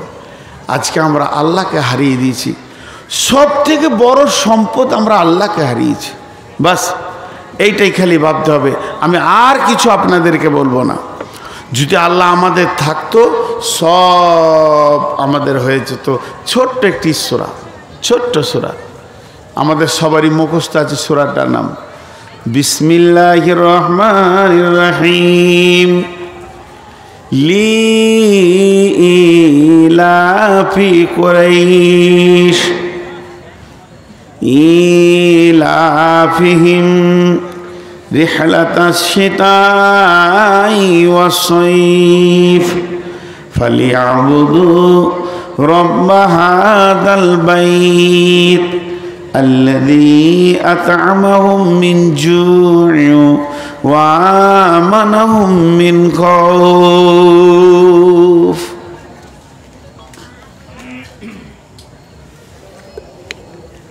একটা জিনিস আপনাদেরকে উদাহরণ দিচ্ছি। এই উদাহরণটা একবার দিয়েছিলাম, এই এলাকায় নয়, তবে যদি ইউটিউবে শুনে থাকেন তো থাকবেন। দুইটা জিনের ছেলে, ইউটিউবারদেরকে বলছি এগুলো আবার ওই ছবি করবে না, মাথা গরম হবে। জিনেদের দুইটা ছেলে বসে খেলা করছে, আর একজন বেদে বেদে যারা সাপ ধরে ঘুরে বেড়াচ্ছে। তখন একটা জিনের ছেলেও আরেকটাকে বলছে, ওর বন্ধুকে, যে আমি সাপ হব আর উই আমাকে ধরতে আসবে আর আমি পালিয়ে যাব। তো ওই বেদেটাকে আজকে পেরেশান করব, তুই দেখবি। তো তোকে বলছি আমি যদি বিপদে পড়ে যাই তাহলে তুই আমাকে ছাড়াবি, যদি ধরেই লাই, আর এই পানিটা তোকে দিলাম আমার গায়ে ফেলে দিবি, তা আমি আবার জিন হয়ে যাব। উদাহরণ দিচ্ছি, মিসাল, হাদিস লয়, কোরআন লয়। কালকে ফোন করে বলবেন যে হাদিস নম্বরটা বলেন, দমবার হয়ে যাবে। এটা একটা গল্প। এবার বেদেটা ওর কাছে যখন এসছে, ও তখন সাপ হয়ে গেছে। ই ভাবছে যে সাপ ধরবো, ধরছে, তো সাপটা পালিয়ে গেছে। যেদিকে দেয়ালে উঠলো, দেয়াল থেকে পড়ে গেল, গাছে উঠতে যেছে লটকে পড়ে যাচ্ছে, যেদিকে যেছে লটকে পড়ে যেছে। তারপরে ওর যে খাপটা আছে যেখানে সাপ রাখে, ওইটা ফুটাটা দিয়েছে, সাপটা ফুরফুর করে ঢুকে গেল, ও খপ্পুটা বেঁধে নিয়ে চলে গেছে। তখন এই জিনেদের ছেলেটা মানুষের রূপ ধরে বলছে, ওটা সাপ লয়, ওটা জিন আছে, দাও না জি। বলে চুপ, সাপ আছে, কোনো মতি দেয় না। শেষকালে বলছে তুমি ওটা খুলো তো একবার। খুলেছে, পানিটা দিয়ে দিয়েছে, তো আবার জিন হয়ে গেছে। এবার দুই বন্ধু গল্প করছে, তুই যে সাপ হলি আর বেদে যে তোকে ধরছিল, তো দেয়ালের ফাটে ঢুকে গেলি না? তখন এই জিনের ছেলেটা ওকে বলছে, আমি যখন সাপ হলাম, ওই বেদেটা বাঁশি বাজায় নাই, ও মন্ত্র যা ছাড়ছিল, মন্ত্র, এমন মন্ত্র দিছে জমিনটা আগুনের মতো জ্বলছে। কোনো জায়গায় আমি যে থাকতে পারছি না। দেয়ালে উঠলাম, ওটাও আগুনের মতো জ্বলতে লাগলো, পড়ে গেলাম। তারপরে গাছে উঠছি, ওটাও জ্বলছে, পড়ে গেলাম, সব জায়গায় পড়ে গেলাম। তারপরে আমি তাকিয়ে দেখছি ওর খাপটার ভিতরে এসির মতো ঠান্ডা আছে, ওখানে গিয়ে ঢুকে গেলাম। তার মানে মন্ত্র মেরে সব জ্বালিয়ে দিয়েছে, ওইখানটায় ঠান্ডা আছে, ঢুকে গেলাম, আমাকে ধরে নিলে। উদাহরণ দিলাম, গল্প বললাম। তার মানে মুসলমানদের বর্তমানে ভারতবর্ষে পঞ্চায়েত জ্বলে গেছে, ব্লক জ্বলে গেছে, দেশ জ্বলে গেছে, জেলা জ্বলে গেছে। বেঈমানেরা বান মারতে মারতে মুসলমানদেরকে জ্বালিয়ে শেষ করে দিয়েছে। কোথাও এদের শান্তি নেই, শান্তির জায়গা খালি একটাই আছে। আল্লাহ কোরআনে বলছেন, ফালিয়াবুদু রব্ব হাযাল বাইত, আয় আমার এই ঘরের ভিতরে তোদের শান্তি আছে। পৃথিবীর কোথাও শান্তি পাবি না, মসজিদে ঢুকবে তবেই তুই শান্তি পাবে। আর ওই শান্তিটা যখন তুই পাবে, এর মতো শান্তি আর কোথাও পাবে না। হে মুসলমান, আল্লাহ বলছেন, যদি এই ঘরের ভিতরে তোরা 100-তে 100 জন ঢুকে যাস, এই ঘরের ভিতরে তোরা যদি 100-তে 100 জন ঢুকে যাস, আমি আল্লাহ দুটো দায়িত্ব নিয়ে নিলাম, সঙ্গে সঙ্গে নগদ, এটা ধার বাকি বলে নয়। আল্লাযী আত'আমাহুম মিন জু'ইন, আমি তোদেরকে অভাবের সময় খাবার খাওয়াবো, তোদেরকে অভাবের মুখ দেখতে দেব না, তোদেরকে আমি কষ্ট দেব না, তোদের অভাব হবে না। ওয়া আমানাহুম মিন খাউফি, আল্লাযী আত'আমাহুম মিন জু'ইন ওয়া আমানাহুম মিন খাউফ, তোদেরকে অভাব দেব না। আর যে দিক থেকে তোদের উপরে অত্যাচার আসবে, যে দিক থেকে তোদেরকে মারবে ধরবে, আমি আল্লাহ তোদেরকে নিরাপত্তা দিয়ে দিলাম, 100-তে 100 নিরাপত্তা দিলাম।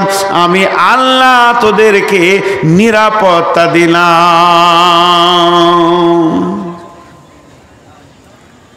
আমি আপনাদেরকে বলছি, সবাই আমার সঙ্গে চলেন, নিরাপত্তা দিব। বিশ্বাস নাই, সভাপতি বলছে আপনারা আমার সঙ্গে চলেন, নিরাপত্তা দিব, তোদের গায়ে কেউ হাত দিবে না, বিশ্বাস নাই। গাঁওয়ালা বলছে, ইমাম বলছে, কিন্তু আল্লাহ বলছে আমার ঘরে ঢুকে যা, আমি তোদেরকে নিরাপত্তা দিব, কিন্তু আমরা ঢুকতে রাজি নই, আমরা নিরাপত্তা খুঁজছি ফাঁকাতে। হবে না ভাই আমার, কোনো রকমে হবে না। তো যাই হোক, আমি আপনাদের সামনে দীর্ঘ সময় ধরে একটা বিষয়ের উপরে কথা বলছি যে আমাদের আজকে ব্লাডের কমজোর হয়ে গেছে। সেই কমজোরটা হলো, কয়েকটা কথা বললাম কমজোরের ব্যাপারে। একটা হলো দুনিয়ার মহব্বত, দুইটা হলো মওতকে ঘৃণা করি, 3 নম্বর হলো আল্লাহকে ছেড়েছি, আল্লাহর প্রতি ঈমান নাই, তাকওয়া নাই, পরেজগারি নাই, ওয়াদা সত্য নাই, আর আপনার কিনা ধৈর্য নাই। যে জিনিসগুলো একটা আয়াতে বললাম, সেই জিনিসগুলো আমাদের কাছ থেকে সরে গেছে, যত রকম খারাপি এসে হাজির হয়ে গেছে। তো এই জিনিসগুলোকে আমাদেরকে হাসিল করতে হবে।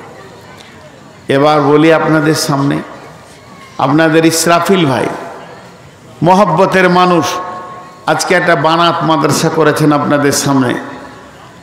এই মাদ্রাসাটা কি? এই 2025 সালে ভাটি নদীতে উজান টানার কাজ করেছে। জি, সারা পৃথিবীতে কেন পশ্চিমবঙ্গে যতগুলো মাদ্রাসা মুসলিমরা চালাচ্ছে, এতগুলো মাদ্রাসা অন্য কোনো জাতি চালাতে পারবে না। এত বেতন, এত টাকা, গোটা পশ্চিমবঙ্গের একটা হিসাব করেন, এত বেতন, এত টাকা, তারপরও মুসলমানরা আজকে সচেতন হয়ে বেঁচে আছে। আমি বলিনি যে সমস্ত মুসলমান শেষ হয়ে গেছে, 100% বেঈমান হয়ে গেছে, এটা আমার ভাষা নয়। আমার ভাষা এখনও মুসলমানদের ঈমান যথেষ্ট পরিমাণে আছে, এখনও মুসলমানদের ঈমান যথেষ্ট পরিমাণে আছে, এখনও মুসলমানদের ঈমান যথেষ্ট পরিমাণে আছে। ওয়াকফিল করে ওয়াকফের মাল কটা নিতে পেরেছে, কিন্তু আল্লাহকে নিতে পারিনি। মুসলমানদের এটা বিশ্বাস আছে, আর পৃথিবীতে মুসলমান চিরদিন বেঁচে থাকবে ইনশাআল্লাহ। আমার রসুল বলেছেন এদেরকে নির্মূলে শেষ করতে কেউ পারবে না। এর থেকে তো কোন ফেরাউন, বড় ফেরাউন দুনিয়া থেকে চলে গেছে, তাবাহ হয়ে গেছে, করতে পারেনি। নিশ্চিন্তে থাকুন। তবে ঈমানের ভোল্টেজ আমরা যত পরিমাণ বাড়াবো আমাদের দখল তত থাকবে। ঈমানের ভোল্টেজ যত পরিমাণ আমাদের কমবে তত আমাদের বেদখল হয়ে যাবে। যেমন একটা কলসিতে ফাঁকা আছে, যত পরিমাণ পানি ঢুকবে অত পরিমাণ হাওয়া বের হবে, যত পরিমাণ হাওয়া থাকবে অত পরিমাণ পানি ঢুকবে না। ঠিক এই রকম আমাদের ঈমানের ভোল্টেজ যত পরিমাণ বাড়বে আমরা তত প্রতিষ্ঠিত থাকবো পৃথিবীতে। আজকে ঈমানের একটু কমজোরি এসছে, তাই আল্লাহর তরফ থেকে একটা মার এসছে। জি ভাইয়েরা আমার, একটা মার এসছে, একটা আমাদের কাছ থেকে কষ্ট এসেছে, আবার আমরা ফিরে আসবো আল্লাহ আমাদেরকে। তো এই যে মাদ্রাসা, বানাত মাদ্রাসা আজকে এখানে নিয়েছেন, একজন অঙ্ক দিচ্ছেন, অঙ্ক আপনাদের সামনে করি। পৃথিবীতে 100টা মানুষ, শুধু মুসলমানদের কথা বলছি, অন্য জাতি নয়, অন্য জাতি বাদ দিয়ে 100টা মানুষ। তো 100টা মানুষের মধ্যে একজন বলছে যদি বানাত মাদ্রাসা করা হয় তো 75% লাভ পাবে, আর ছেলেদের মাদ্রাসা করলে 25% পাবে। আমি আবার এটাতে একমত নই। কেন? একটা মজ্জেন একটা এলাকা জুড়ে আজান দেবে, কিন্তু মেয়ে তো মজ্জেন হবে না। কিন্তু যুক্তি উনি কি দেখাচ্ছেন যে পৃথিবীতে ধরেন 100টা লোক, তো অর্ধেক পুরুষ, মানে 50টা বয়স্ক, 50টা ছোট শিশু ছেলে মেয়ে, 50টা ছেলে মেয়ে, 50টা বয়স্ক নারী আর পুরুষ। তাহলে যদি একটা বানাত মাদ্রাসা করা হয়, একটা মেয়ে শিক্ষিতা হওয়া, তার মানে 25% মেয়ে শিক্ষিতা হয়ে গেল, আর তার নিচে যে ছেলে মেয়ে 50 আছে তাকে সে মানুষ করবে, তাহলে 75% চলে গেল, আর বেটা ছেলে হওয়া মানে 25%-এর উপরে হলো। জি ভাই, এই হিসাব দেখাচ্ছে। আজকে যে মাদ্রাসাটা আপনাদের সামনে হয়েছে, এই মাদ্রাসার কি গুরুত্ব, কতটা নেকি, কি লাভ, এ যদি বলতে যাই তো লম্বা সময়। তা আল্লাহ তাবারাক ওয়া তাআলা যে আয়াত আপনাদের সামনে পড়েছি, ও আতাল মাল, তোমরা মালকে দান করো, পৃথিবী থেকে তোমরা নিজেকে মুছিয়ে দাও, পৃথিবী থেকে হারিয়ে যাও, আখিরাতকে প্রতিষ্ঠিত করো। এই মুসলিম ছাড়া পৃথিবীর দ্বিতীয় কোনো জাতি দেখাতে পারবেন না যারা আপনাকে আখিরাতের ওয়াদা করাবে। আমি আপনাকে আখিরাতের ওয়াদা করাতে পারবো, 100 বার নয় 1000 বার কসম করে বলবো, আপনি 10 টাকা দেবেন আখিরাতে পাবেন। এটা লাখ বার কসম করে বলবো, কোটি বার কসম করে বলবো, আপনি 1000 টাকা দেবেন আখিরাতে পাবেন তার বদলা। কিন্তু এটা অন্য কোনো জাতি বলবে না তাদের আখিরাত নাই। যে আয়াত আপনাদের সামনে বললাম যে আখিরাতের প্রতি ঈমান রাখতে হবে, আজকে এখানে দিব ওখানে পাবো, এই বিশ্বাসটা রাখতে হবে। এই বিশ্বাসটা অন্য জাতি নাই, এই জন্য ওরা দান করতে পারে না। শুধু মুসলিমদের যে জাকাতটা বের হয়, 10 বছরের জাকাতকে এক জায়গায় জমা করে দিলে ভারতবর্ষটা রেজিস্ট্রি করে কিনে নেওয়া হবে, কিন্তু এরা করতে পারছে না। এরা এক জায়গায় জমা করতে পারছে না, সেই মনোবলটাকে শেষ করে দিয়েছে। অতএব আপনাদের কাছে আমার একটা আবেদন, একটা বড় অঙ্কের টাকা আমি দেখতে চাইছি এই বানার মাসার জন্যে। আমি জীবনে কালেকশন করি না, আজকে 23 বছর ধরে বক্তব্যের লাইনে আছি। ইনশাআল্লাহ কোনো জায়গায় বলতে পারবেন না 5-6 মিনিটের বেশি কালেকশন করেছে, শেষ দিকে কিছু করি। কিন্তু আজকে আপনাদের কাছে আমি ভিখিরির মতো হাত পেতেছি। আল্লাহর হস্তে কোনো আল্লাহর গোলাম আছেন 20, 50, 10, 20, 50 হাজার দেনেওয়ালা, 10,000 দেনেওয়ালা, 1000, 10,000 দেনেওয়ালা, 1000 দেন, 500 টাকা দেন, নেবো। আপনার কাছে নাই, আপনি 1 টাকা দেবেন তাও নেবো। কোনো আল্লাহর গোলাম আছেন, মুখ খুলবেন একবার। জি, আজকে বলেন, আমি যে 3টি ইতিহাস আপনাদের সামনে দিলাম, 2টা দিলাম, একটা দিদি যে পারলাম না, তো ওই 2টি ইতিহাস থেকে কি পেলেন? তারা জান মালকে আল্লাহর জন্য লাগিয়ে দিয়েছেন, জিন্দেগিকে লাগিয়ে দিয়েছেন। আজকে আমরা জান মালকে পেছন দিকে টেনেছি। আল্লাহর গোলাম কেউ আছেন? একজন উঠেন আল্লাহর জন্য। একজন 50,000 বেনামিতে দিয়েছেন, নাম পরিশোধ করবেন। আর একজন ছাদের যেটা রড লাগবে সে রডটা সবই দেবেন। একজন 50,000 দিচ্ছেন, আলহামদুলিল্লাহ। বলেন আলহামদুলিল্লাহ। দেনাওয়ালা আছে ভাই আমার, আমি আবার আদায়কারীদের মতো পারি না বলতে, আগেই বলে দিয়েছি। 50,000 টাকা আল্লাহর গোলাম দিয়েছেন, তিনি নাম প্রকাশ করতে রাজি নন। আর একজন আল্লাহর বান্দা বলেছেন ছাদে যতটি রড লাগবে সব দিব। মাশাআল্লাহ, আল্লাহ দুজনে জানমালের দানে বরকত দান করুন। আল্লাহ তাদেরকে সুস্থ শরীর দান করুন এবং তাদের পরবর্তীকালে জীবনে আল্লাহ আখিরাতে জীবনকে অনেক আখিরাতে হাসানা দান করুন, দুনিয়াতে বরকতময় জীবন দেন। তাদের মা বাপ ভাই বোন যারা কবরে চলে গেছেন, আল্লাহ তাদেরকে নাজাত দেন, মাফ করে দেন, ক্ষমা করে দেন, জানমালে বরকত দান করেন। আরও দোয়া করবেন ইনশাআল্লাহ। আর কেউ আছেন আর দেনেওয়ালা? এখান থেকে মজলিস থেকে বলেন ভাই আমার। জি, আর একজন 80 বস্তা, আর 20 বস্তা দিলে 100 বস্তা হয়েই যেত। 80 বস্তা সিমেন্ট দিয়েছেন একজন, মাশাআল্লাহ। ছাদটা কত ছাদ? 2300 ছাদ।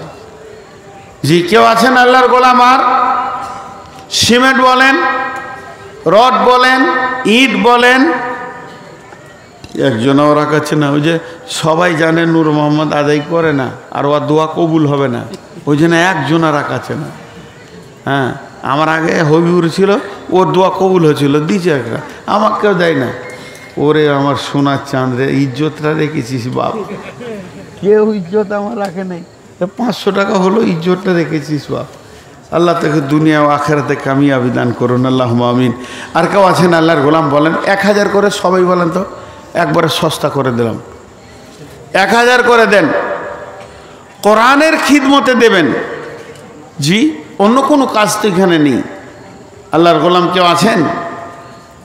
জি, যা দেখছেন কেউ দেবে না। আমি প্রথমেই বলেছি যে আমাকে কেউ টাকা দেয় না, আর আমাকে কালেকশন করে না।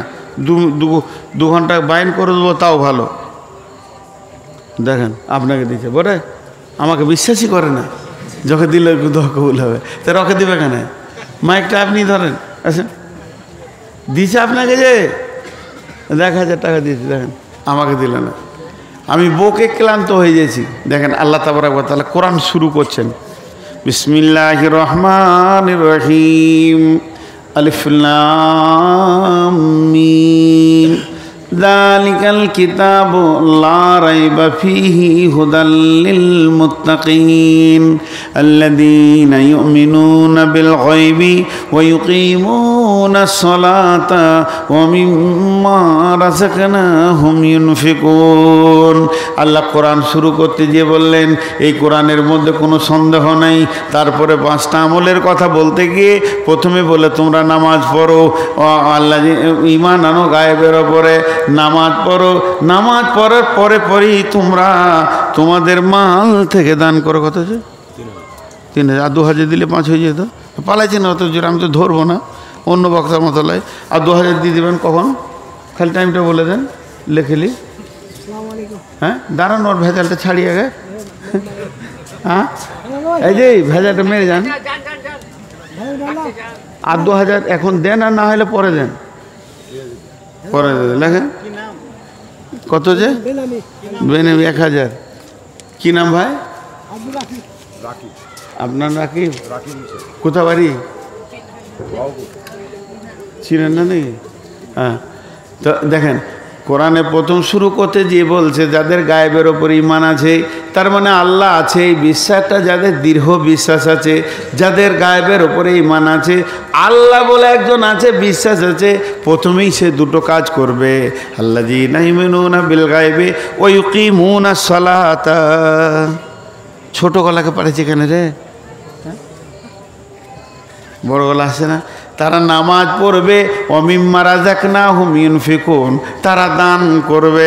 আল্লাহ কোরআনে শুরুতেই দানের কথা বলেছে, একদিকে সালাত আদায় করবে, একদিকে দান করবে। কত আছে? সব 3000 পাঠিয়েছে। কুঠি ভবানীপুর থেকে এসছেন, অত দূর থেকে এসছেন, পকেটে হাতও ভরবেন না, তাড়াতাড়ি পালাই যাবো, যে পকেট মিলবে নাকি। তো আর একবার দেখেন তাহাজ্জুদের নামাজ, কঠিন হৃদয় ভরা নামাজ, আল্লাহর মহব্বতের নামাজ, মোলাকাতের নামাজ। আল্লাহ রাতকে পছন্দ করেছেন। আল্লাহ তার গোলামকে রাতেই নিয়ে গেছিলেন। সুবহানাল্লাযী আসরা বিআবদিহি লাইলাম মিনাল মাসজিদিল হারামি ইলাল মাসজিদিল আকসাল্লাযী বারাকনা হাওলাহু লিনুরিয়াহু মিন আয়াতিনা ইন্নাহু হুয়াস সামিউল বাসীর। আল্লাহ তাবারাক ওয়া তাআলা গভীর রাত্রিতে নবীজিকে মেরাজে নিয়ে গেলেন, জান্নাত জাহান্নাম ভ্রমণ করলেন। তার মানে আল্লাহ রাতকে ভালোবাসে তার বান্দার সঙ্গে কথা বলতে। আল্লাহ নিরিবিলি টাইম চায়। আল্লাহ বলছে তোদেরকে দিন দিও, জাল্লা নাহারা মাশা, তোরা দিনে রুজি তল্লাশ কর, আর গভীর রাতে আমার সঙ্গে আনন্দ কর। আমি তোর, তুই আমার, দুইজনে মহব্বত কর। সেই তাহাজ্জুদের টাইমটা আল্লাহ বলছেন তাতাজাফা জুনুবুহুম আনিল মাজাজি ইয়াদউনা রাব্বাহুম খাওফান ওয়া তামআ ওয়া মিম্মা রাযাকনাহুম ইউনফিকুন। গভীর রাত্রিতে যখন তুই উঠবি, তখন বিছানা থেকে উঠে তোর আল্লাহকে ডাক, ভয় আর আশার মধ্য দিয়ে। তাতাজাফা জুনুবুহুম আনিল মাজাজি ইয়াদউনা রাব্বাহুম, যে গভীর রাত্রিতে বিছানা থেকে উঠলো এবং তার রবকে সে ডাকলো। কিভাবে ডাকলো? খাওফা ওয়া তামআ, ভয় আর আশার মধ্যে ডাকলো। ও মিম্মা রাযাকনাহুম ইউনফিকুন, এবং নিজে রুজি থেকে দান করলো। তাহাজ্জুদের কথা বলতে গিয়ে আল্লাহ দানের কথা বলছেন। তার মানেটা কি? আমরা ভাবি দান করছি, আল্লাহ বলছে তুই তোর নিজের ব্যাংকে জমা রাখ। আল্লাহ নবী বলছেন খাসলাতু মিন উম্মতি মালে মালে, আমার উম্মতের অভ্যাস হচ্ছে খালি মাল মাল, কিন্তু মালের মধ্যে 3টি মাল তোমার, যেটা খেয়েছো সেইটা তোমার মাল, যেটা তুমি পড়ছো ওটা মাল, আর যেটা তুমি দান করছো এটা মাল। বাকি মালগুলো হলো ওয়ারিসের মাল। তুমি আজকে ছেড়ে চলে যাবে, কালকে তোমার যার মাল সে ভাগ করে নিবে। এগুলো তো আপনাদেরকে কোনো ফালতু কথা শোনাচ্ছি না, একদম হাদিস, এটাই ঠিক আর বাস্তব চোখে দেখতে পেয়েছি। ধন ধন করিও না ধন উপার্জন, মরিলে তোমার সঙ্গে যাবে না কো ধন। ধন ধন করিও না ধন উপার্জন, আজকে মরিলে ধন কালে হইবে বন্টন। অতএব শুনে লাও, তোমার মাল নয়, তুমি নিজের জন্যে কিছু মাল জমা করে লাও। আসেন ভাই, কেউ 5000 টাকা দেয় না বলা? বলেন আল্লাহর গোলাম, আমি আপনাদের কাছে এখন চাইছি